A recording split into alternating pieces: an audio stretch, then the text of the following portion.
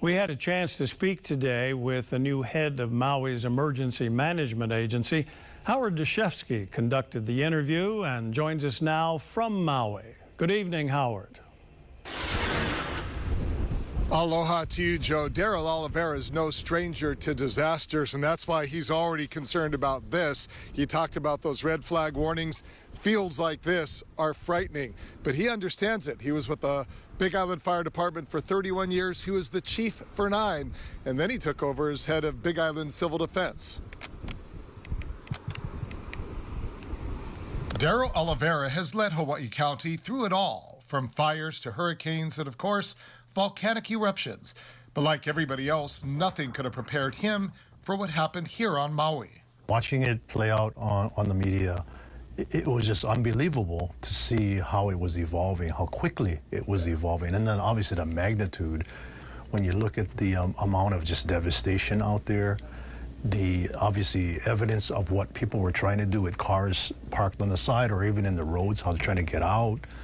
It's just unimaginable things that I guess all of us in Hawaii, we would see on mainland news. Never think this would happen here. Oliveira says it was Mayor Bisson who called him directly asking for help, and that his immediate reaction was, how could I say no? We all want to help. I think everyone out there wants to help. And as I told the mayor, I'm happy and honored and feel privileged to be able to help and share what I've learned, what I've learned from others, as I was mentored, what I've learned from my experience, but to just help the team here, all the resources work together, take care of the community. And when it comes to this community, he says his first priority is gaining their trust. One of the big things is wanting to be face-to-face with the community, so out in the community. So if he didn't mind, although there is a need to have a presence in the Emergency Operations Center regularly and consistently, I feel there's an equal, if not more important need to be out in the communities. But I think more importantly is to get their feedback. What do they need? What aren't we addressing? How can we work better with the community? Understanding he's also walking into a situation ripe with frustration, finger-pointing, even anger. I asked him what lessons he's learned over the past 3 weeks, even over the past 3 decades, that he'll apply moving forward. For all of us, it's understanding first where we live, our community, where we work and play, right? What are we vulnerable to?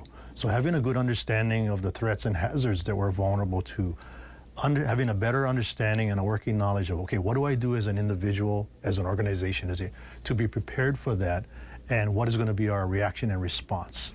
And that goes right down to where do you get information first and foremost when something is happening. So as we look at obviously the threat of wildfire, what can we do to improve some of those systems, as well as looking at all hazards again, based on our communities ever evolving and changing, the environment's changing. How do we keep up with that change and make sure we're always in tune with what we're at risk to, and what are we going to do to prepare, and how do we react? Now, again, I asked him about some of the critical issues like education. He says that's key. Everybody needs to be educated, visitors and residents alike, what to do when and if they hear a siren.